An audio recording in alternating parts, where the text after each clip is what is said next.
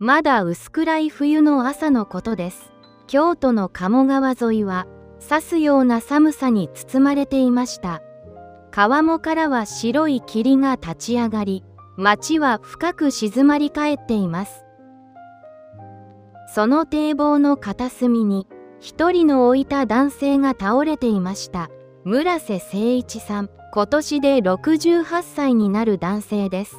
彼は薄い上着を羽織っただけで凍える地面に横たわっていました。靴は汚れ、かかとは擦り切れ、何日も歩き続けたかのようです。震える指先が胸元のポケットに触れていました。そこには一通の古い封筒が大切そうに握りしめられていました。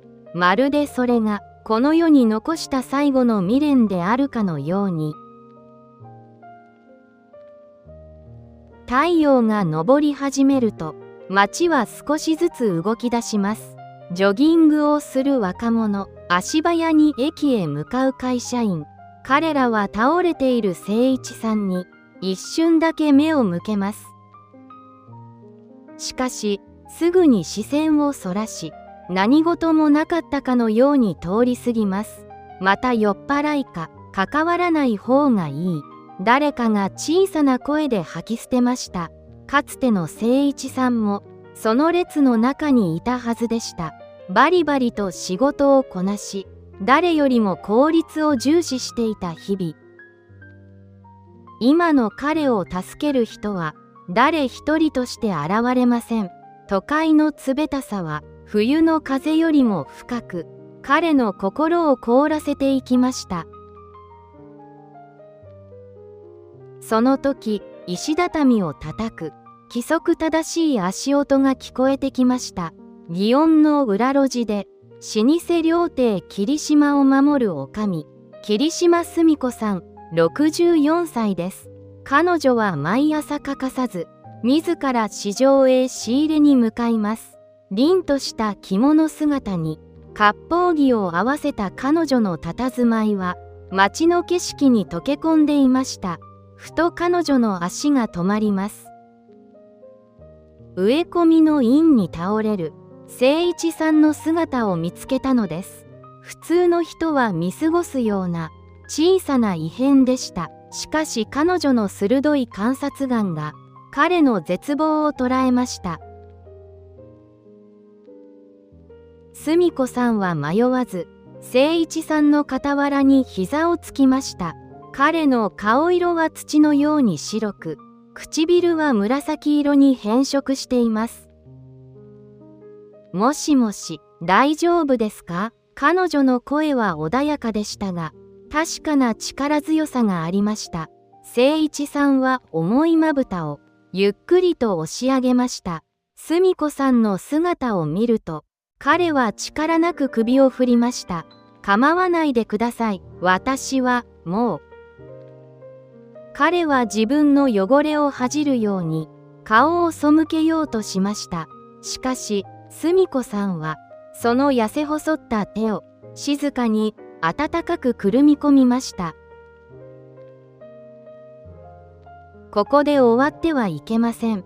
澄子さんの言葉には不思議な説得力がありました。彼女は誠一さんを支え、ゆっくりと立ち上がらせました。その時、誠一さんのポケットからあの古い封筒が落ちそうになります。澄子さんはそれを拾い上げ、そっと彼に手渡しました。大切なものなのでしょう。誠一さんは何も答えず、ただ封筒を握りしめました。なぜ見ず知らずの女将がこれほどまでに優しくするのか、この出会いが二人の運命をどう変えていくのか、物語の扉は今静かに開き始めました。老舗料亭霧島の朝はいつも清らかな水音から始まります。しかしその日は不快なタイヤの音が響きました。黒塗りの高級車から降り立ったのは霧島達也47歳。澄子さんの義理の甥であり、この店の経営権を狙う男です。仕立ての良いスーツをまとい、彼は玄関先で鼻を鳴らしました。まだこんな古い建物を維持費の無駄だと思いませんか。彼の言葉は歴史ある柱に傷をつけるようでした。誠一さんは勝手口の近くで呆然と立ち尽くしていました。澄子さんに促され、少しの粥を口にした後のことです。そこへ達也が通りかかりました。彼は誠一さんの姿を見ると、露骨に顔をしかめました。おばさん、正気ですか？こんな汚い不老者を店に入れるなんて、霧島の核が落ちますよ。達也は革靴の先で、誠一さんの古い靴を蹴り飛ばしました。誠一さんは何も言えず、ただ震える手で靴を拾い上げました。誠一さんの脳裏に30年前の記憶がよみがえります。かつては大手商社の部長として何百人もの部下を率いていました。しかし信頼していた部下から身に覚えのない不正をかぶせられました。村瀬部長、これが現実ですよ。冷笑を浮かべた部下の顔が目の前の達也と重なります。無能な人間は去るべきだ。あの時誰も助けてはくれませんでした。濡れ衣を着せられ、職も家族も失った。あの雨の日の痛みが再燃します。達也は澄子さんの部屋に入り、一通の書類を机に投げ出しました。売却の同意書です。ここを壊してホテルにする計画です。澄子さんは静かに書類を見つめ、震える声を抑えて答えました。この店は先代からの預かり物です。お金には換えられません。達也は冷たく言い放ちます。思い出で腹は膨れませんよ。時代遅れの女将もこの老人もゴミ箱に捨てられる運命なんです。廊下の隅でその会話を誠一さんは聞いていました。澄子さんの守りたいものが今壊されようとしています。それはかつての自分が守れなかった景色に似ていました。誠一さんは強く拳を握り、深く長く息を吐きました。自分の人生はここで終わるはずでした。しかしこのまま引き下がっても良いのでしょうか。澄子さんの凛とした横顔に彼は自分自身の失った誇りを重ね合わせようとしていました。果たして無力な老人に何ができるというのでしょうか。料亭霧島の奥庭に冷たい雨が降り始めました。澄子さんは静かに廊下の拭き掃除をしています。その指先はわずかに震えていました。達也さんの冷たい言葉が耳の奥で繰り返されます。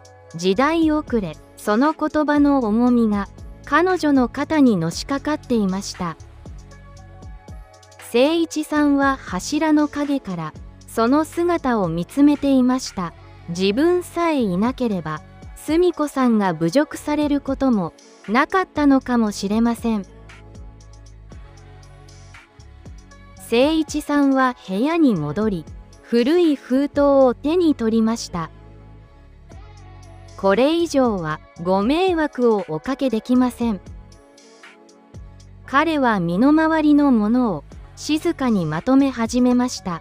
汚れきった自分の存在がこの美しい場所を汚しているように思えたのです。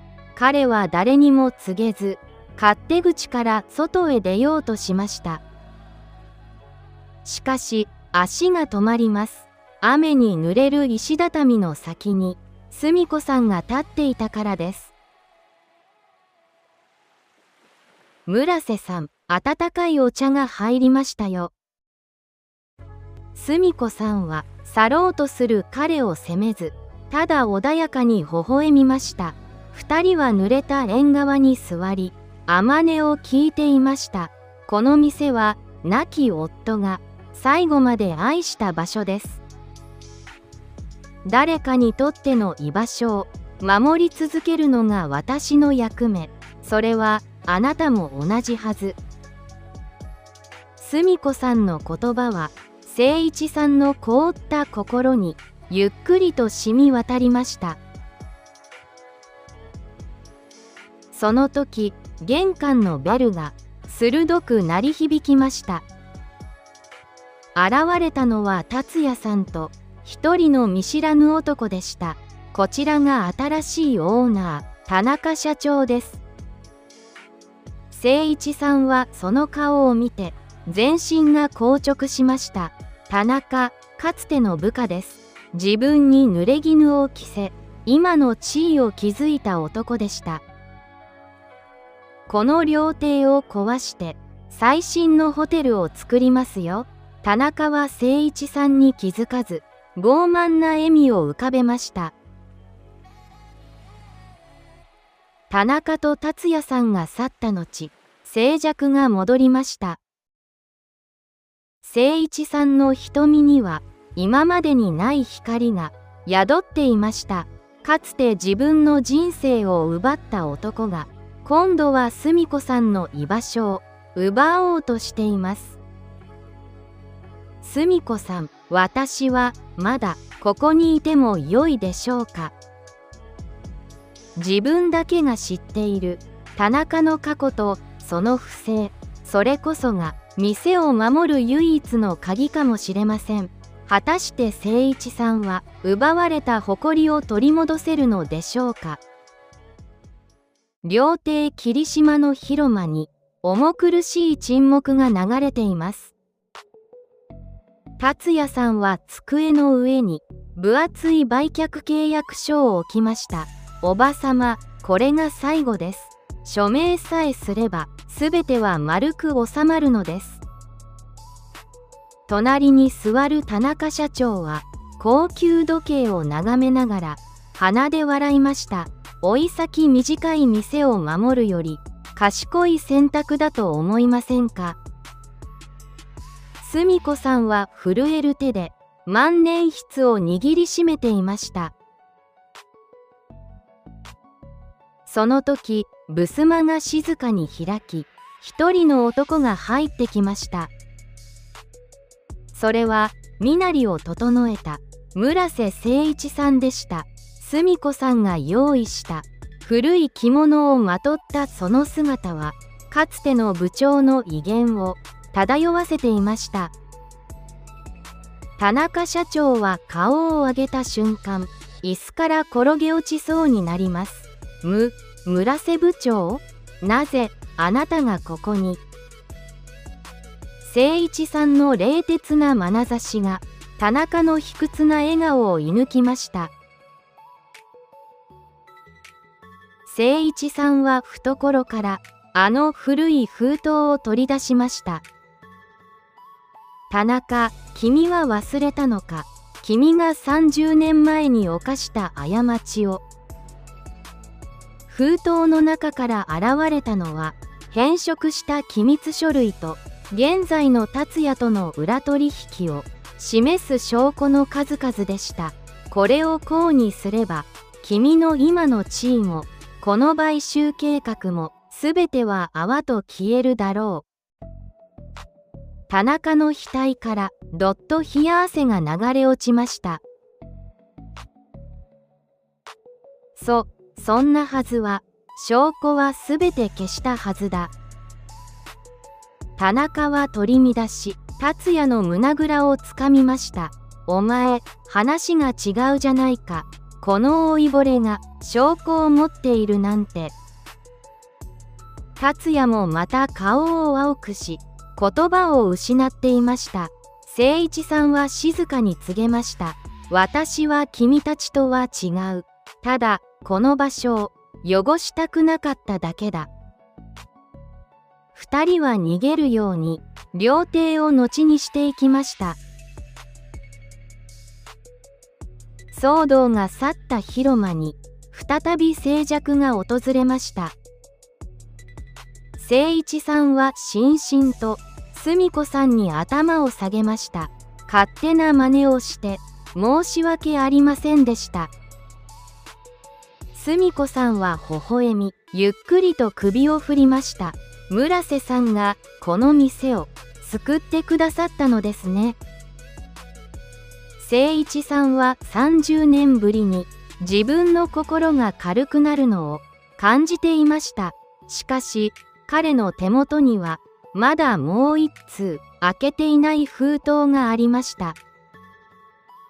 その中には一体何が記されているのでしょうか。昨夜の雨が嘘のように、今日の空は澄み渡っています。料亭霧島の庭では、濡れた苔が青々と輝き、小鳥たちが歌っています。嵐のような騒動が去り、ようやく本来の静寂が、この場所に戻ってきました。澄子さんは丁寧に、門の周りを清めています。その表情には、長年の重荷を下ろしたような穏やかな光が宿っていました。誠一さんは部屋で身支度を整えていました。借りていた古い着物を丁寧に畳んで机に置きました。再びあの擦り切れた上着を静かに羽織ります。これで良いのです。私の役目は終わりました。彼は澄子さんを煩わせぬよう、そっと勝手口を抜けました。行き先は決まっていません。しかし、彼の背筋は、かつての部長時代のように、まっすぐに伸びていました。誠一さんはいつものように、鴨川のベンチに座っていました。冬の風は冷たいですが、心は不思議と軽やかでした。そこへ、息を切らせた、澄子さんが現れました。村瀬さん、黙って行かれるなんて。澄子さんはそっと、小さな白い封筒を差し出しました。あの日、あなたのポケットに、そっと入れておいたものです。誠一さんは震える指で封筒の封を切りました。中には真っ白な便箋が1枚だけ入っていました。そこにはただ一行、流麗な文字で記されていました。生きていてくれてありがとう。30年間張り詰めていた心が音を立てて崩れていきました。誰も自分を必要としないと、そう思い込んで生きてきました。その絶望が温かな涙となってあふれ出しました。澄子さんは隣に座り、静かに川面を眺めていました。うちの店には、あなたのような心強い方が必要です。また明日から朝の打ち水を手伝っていただけませんか。誠一さんは涙を拭い、小さく深くうなずきました。遠くで寺の鐘が響きます。止まっていた彼の時間が今新しく動き始めました。人との縁が紡ぐ奇跡はこれからも続いていくのでしょうか。あなたの周りにも最近少し元気がなさそうな人がいませんか？声をかけるのが難しければ一行のメッセージでもいい。元気ですか？たった一言が誰かの今日を変えるかもしれません。